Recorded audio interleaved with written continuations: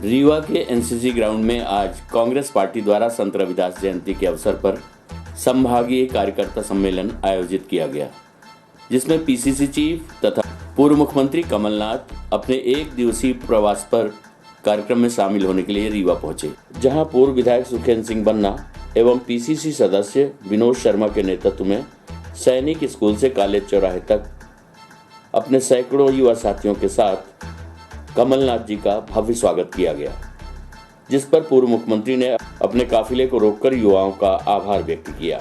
वहीं आयोजित कार्यक्रम में पहुंचकर संत रविदास के चित्र पर माल्यार्पण किया, जिसके पश्चात हजारों कार्यकर्ता एवं जनता के बीच सुरक्षा घेरा तोड़कर जनता का आभार भी व्यक्त किया।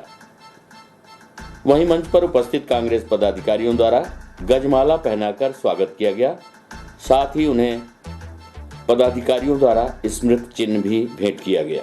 इस दौरान कार्यकर्ताओं को संबोधित करते हुए पूर्व मुख्यमंत्री श्री कमलनाथ ने कृषि कानून बिल का मतलब समझाया और बताया कि हमने 11 महीने की सरकार में बहुत सी योजनाओं को शुरू किया था, परंतु बाद में हमारी सरकार सौदेबाजी का शिकार हो गई।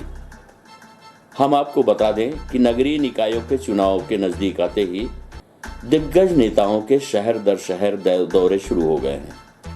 भारतीय जनता पार्टी के प्रदेश अध्यक्ष श्री बीडी शर्मा के रीवा दौरे के बाद आज कांग्रेस पार्टी के प्रदेशाध्यक्ष तथा पूर्व मुख्यमंत्री श्री कमलनाथ रीवा पहुंचे, जहां पर उन्होंने संत रविदास जयंती के अवसर पर कांग्रेस पार्टी के संभागीय कार्यकर्ता सम्मेलन में शामिल होकर कार्यकर्ताओं को संबोधित किया।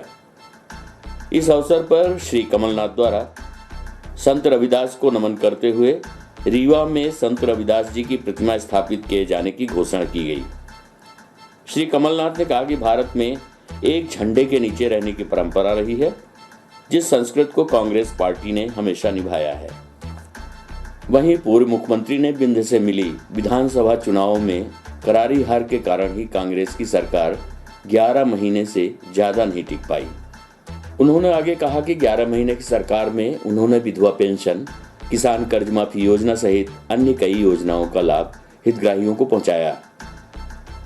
कृषि कानून बिलों के संबंध में उन्होंने अपने कार्यकर्ताओं से ही इसका मतलब पूछ लिया तथा इस संबंध में जानकारी साझा किया और कहा कि समर्थन मूल्य को चौपट कर दिया गया है और कॉन्ट्रैक्ट फार्मिंग के चलते अब किसान बधुआ मजदूर बनकर रह जाएगा।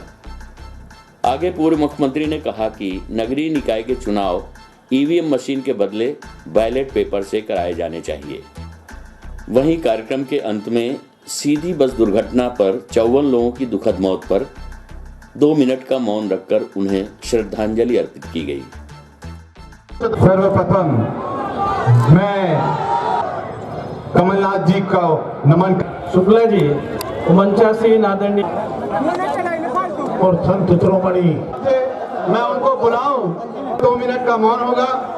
लोग रोजी रोजगार के लिए वंचित हुए और तूफान से भी लड़ने की इच्छा के साथ हम आने वाले समय सब लोग दिल से नारा लगाइए, भारत माता की, भारत माता की। अरे जोर जोर की टक्कर में, अरे जोर जोर की टक्कर में, अरे जो हमसे टकराएगा बहुत बहुत धन्यवाद। आज के इस विशाल संभागीय सम्मेलन में मैं अपने सारे युवा साथियों से कुछ मांगने इनका नाम आज गुरु रविदास जयंती में हम गुरुदास जी को याद करते हैं। उनके चरणों में मैं नमन करता हूं, प्रणाम करता हूं। मैं खुद व्यक्तिगत रूप से उनकी प्रतिमा बने, उनकी प्रतिमा लगे, उसका मेरा पूरा सहयोग रहेगा। मैं तो कहूँगा अपने साथियों को कि आप स्थान ढूंढिए और प्रतिमा मैं दूंगा। आपकी दुनिया कुछ और थी, आज इन नौजवानों की दुनिया कुछ और है। आज ये हमें बात समझनी है कि कैसे आज नौजवानों में पीड़ा है। पहले तो नौजवान जाता नहीं था, इंजीनियरिंग नहीं करता था, मैनेजमेंट नहीं करता था, अब तो कर लेता है ना। गांव से जाता है, कर लेता है और भटकता है, क्योंकि उसके पास वो ना तो गांव का रहा ना शहर का रहा, रोजगार का कोई नाम निशान नहीं। यही सबसे बड़ी चुनौती है कि यही नौजवान हमारे मध्य प्रदेश का निर्माण करेंगे। एक उद्योग लगता है, संबंधित विकास होता है, आर्थिक गतिविधि बनती है, कोई गाड़ी चला लेता है, कोई मरम्मत का काम कर लेता है, कोई ठेके का काम कर लेता है, और मध्य प्रदेश में कोई निवेश नहीं। मध्य प्रदेश में कोई निवेश नहीं। 15 साल में शिवराज जी कल विधानसभा में भी इतने लाख फलाने लाख, ये आंकड़ों का खेल तो अब पुराना हो गया शिवराज जी। अब तो जो नई पीढ़ी है, नौजवान है, ये सब समझते हैं ये तो इंटरनेट से जुड़ी हुई व्हाट्सएप की पीढ़ी है। आप इनको इन सब आंकड़ों से गुमराह नहीं कर पाए।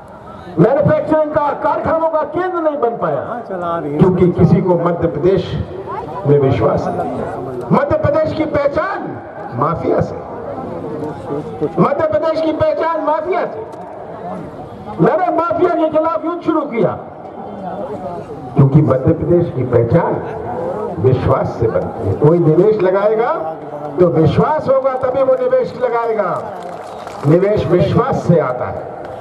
आप हमें पाठ पढ़ाने आए राष्ट्रवाद का, आपके पार्टी से कोई स्वतंत्र संग्राम सेनानी कभी जुड़ा रहा है? आप कोई स्वतंत्र संग्राम सेनानी का नाम ले सकते हैं?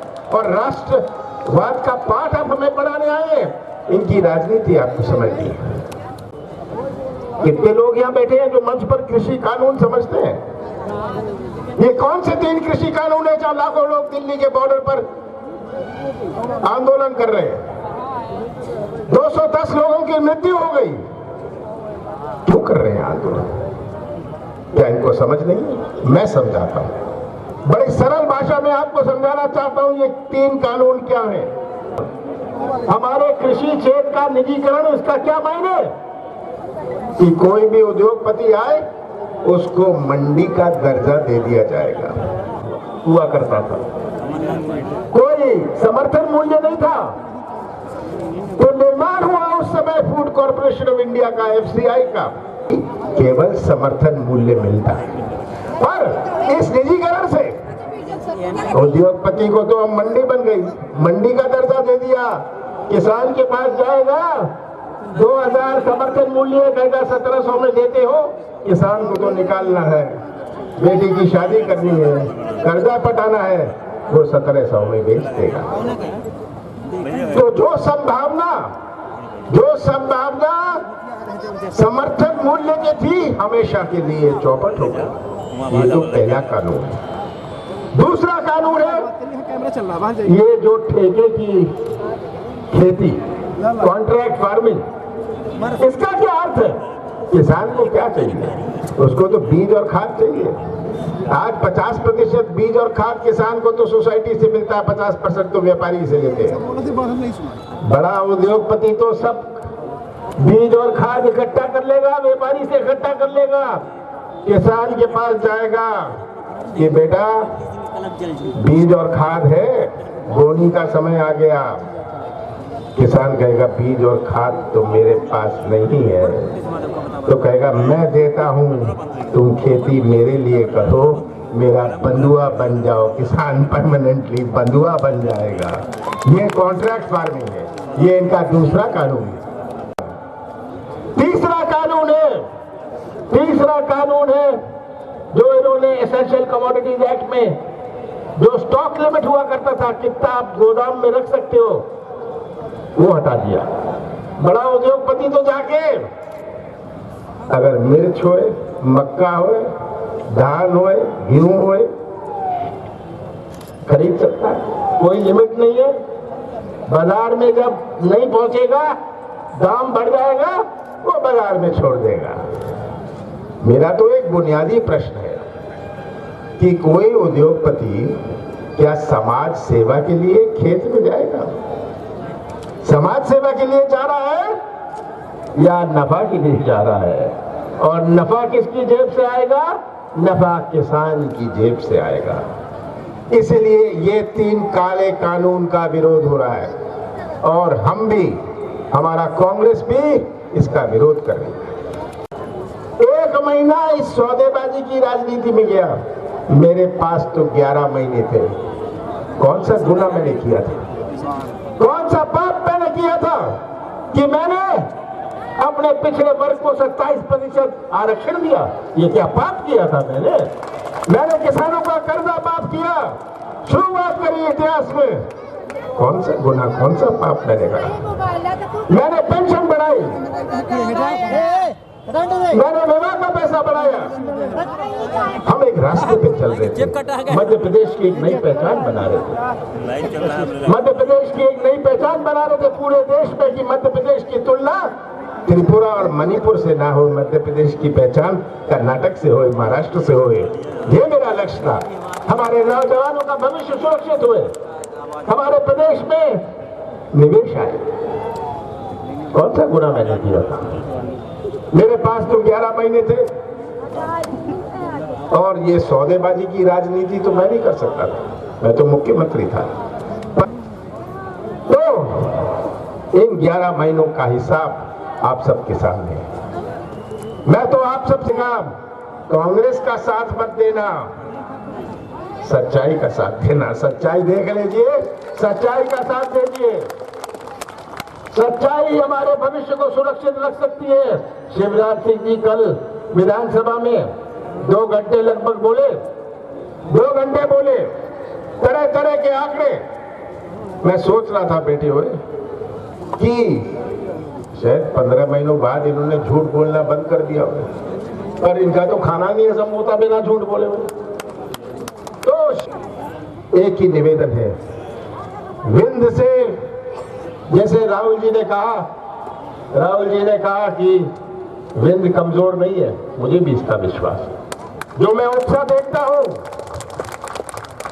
ये मशीनों का खेल जो करते हैं, भाई आपको जीतना है, आप मतपथ से जीत लो ना, कौन रोकता है आपको जीतने से? अगर जनता आपके साथ है, आपको मशीन की क्या जरूरत? मशीन तो अमेरिका में भी इसका उपयोग नहीं होता, पूरे यूरोप में, फ्रांस, जर्मनी, इटली में कोई मशीन के पास नहीं जाता, जापान मशीन के पास नहीं जाती, मोदी जी जाते हैं मशीन के पास, भारतीय जनता पार्टी जाती है मशीन के पास। अगर आप लोगों ने अपनी कमर ठान लीजिए, आने वाले समय में फिर से कांग्रेस का झंडा हमारे मध्य प्रदेश की विधानसभा में लहराएगा। आप सबका बहुत बहुत धन्यवाद। चौवन हमारे परिवार समाज के लिए में ओम, ये मौन है। ओम शांति, मौन रखें।